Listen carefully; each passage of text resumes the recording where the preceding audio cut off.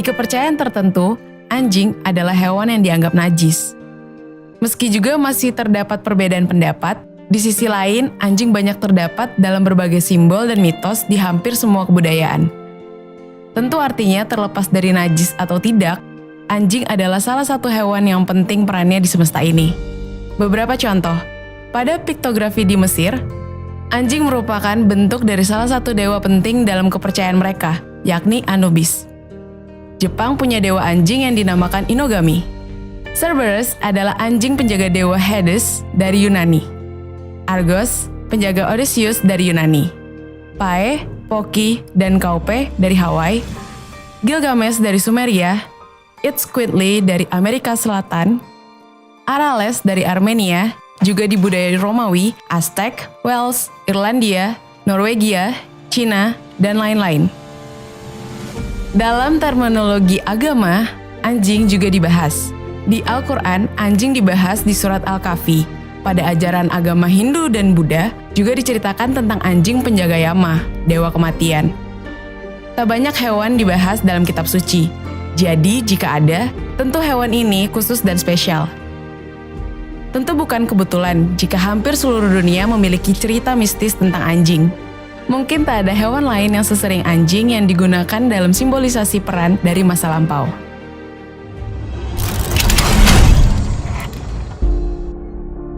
Stereotip anjing dalam berbagai kepercayaan. Pertama, anjing adalah hewan yang memiliki kesetiaan dan komitmen yang luar biasa terhadap tugas dan fungsinya, serta setia dan protektif terhadap tuannya.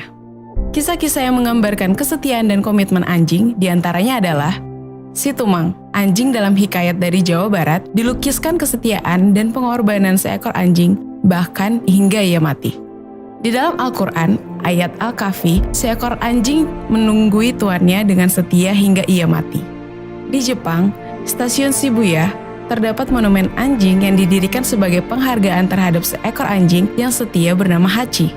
Dulu, Hachi mati di stasiun ini setelah menunggu tuannya selama 9 tahun tak kembali-kembali dari tempat kerjanya karena meninggal.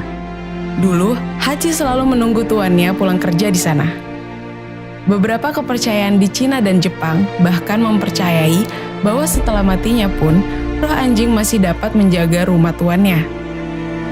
Di lingkungan negara-negara barat, anjing dikenal sebagai man's best friend. Pada budaya di belahan bumi lainnya, darah anjing disiramkan ke tanah dari tempat tinggal baru, dengan kepercayaan setelah itu tempat tinggal mereka akan dilindungi oleh ruh pelindung. Kedua, berperan dalam proses kematian manusia. Banyak dari sumber-sumber tersebut menggambarkan anjing sebagai asisten dewa kematian, yang berperan dalam proses perpindahan ruh dari jasad. Anubis, yang dalam kepercayaan Mesir kuno dianggap sebagai dewa kematian. Peran Anubis digambarkan sebagai penimbang kebaikan dan keburukan manusia pada saat meninggalnya. Di kepercayaan kuno Afrika, anjing adalah penyampai pesan kehidupan dari dewa kepada manusia. Sekian ragam kepercayaan itu menggambarkan bahwa anjing adalah pengantar roh manusia dari mulai roh mengisi jasad sampai meninggalkan jasad. 3. Anjing menyimbolkan konsep karma, dharma, dan bakti. Anjing memperlihatkan kepada manusia melalui berbagai simbol mengenai cara-cara yang harus ditempuh manusia untuk menyelesaikan tugasnya hidup di dunia, sekaligus menyediakan petunjuk tentang parameter apa yang menyebabkan manusia dianggap lulus dalam tugasnya di dunia. Anjing menyimbolkan konsep komitmen dan dedikasi pada tugasnya. Mereka juga mencontohkan kesetiaan yang tanpa batas pada Tuhannya, bahkan mereka mengabaikan dirinya sendiri dan nyawanya. Tak peduli apakah anjing itu dikasih makan nasi bekas, tulang basi, ataukah daging segar, susu, dan segelas nutrisi. Makanan apapun yang tuannya kasih, setianya tidak berbeda. Ia tidak menimbang dagangkan apa yang ia terima dengan kesetiaannya. Bahkan, ia tidak marah dan pergi ketika tuannya misal memukulnya sebagai hukuman. Anjing mencontohkan kita untuk hidup dengan melakukan karma yang baik, yakni karya yang sesuai dengan tugas dan fungsi kita, ataupun peran profesi kita. Tugas kita sebagai manusia adalah berdhamma bakti kepada Tuhan kita dan setia bila perlu mengorbankan nyawa kita. Kita harus loyal terhadap Tuhannya pulau, Tuhannya negara, Tuhannya api, Tuhannya bangsa, Tuhannya angin, Tuhannya air, dan lain-lain.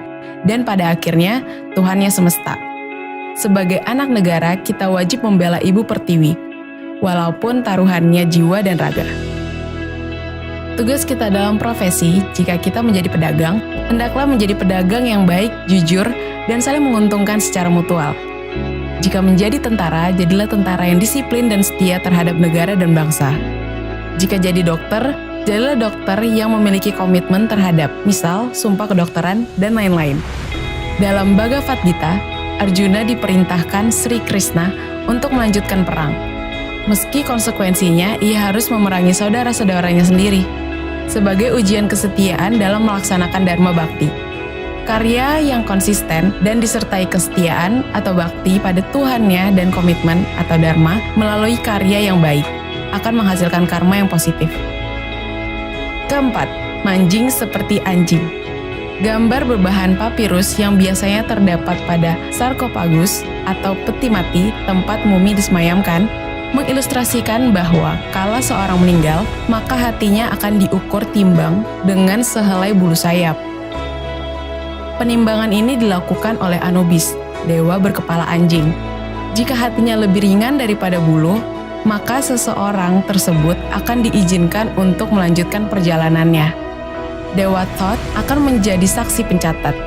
Paling kanan, Amit, menunggu untuk memakan hatinya jika lebih berat daripada bulu, yang artinya hatinya belum selembut, seringan, dan sehalus bulu, sehingga dianggap belum pantas untuk mengalami asensi atau kenaikan. Mengapa diukur timbang dengan bulu? Bulu dianggap tidak memiliki densitas atau berat yang berarti. Bisa diasumsikan 0 dibandingkan materi lainnya. Hal ini bermakna bahwa kebaikan tidaklah memiliki nilai positif, karena pada fitrahnya, ruh ringan, putih, dan bersih tanpa dosa. Yang diistilahkan berbuat baik pada perspektif ini adalah menjaganya tetap putih dan bersih tanpa terlumuri kotoran. Ruh yang putih dan bersih tidak bisa lebih baik lagi. Lalu, kemanakah tujuan roh yang naik? Atau karena tidak terbebani dosa? Ia akan hijrah, naik, asensi, ke vibrasi lain, derajat kemanusiaan yang naik tingkat, atau manjing. Dalam suatu kepercayaan digambarkan bahwa ia akan naik planet lain yang dinamakan Dog Star atau Sirius sebagai bagian dari konstelasi Canis Major atau anjing besar. Tentu tidak kebetulan bahwa Sirius juga dinamakan bintang anjing. Sirius juga merupakan variasi kata dari Osiris.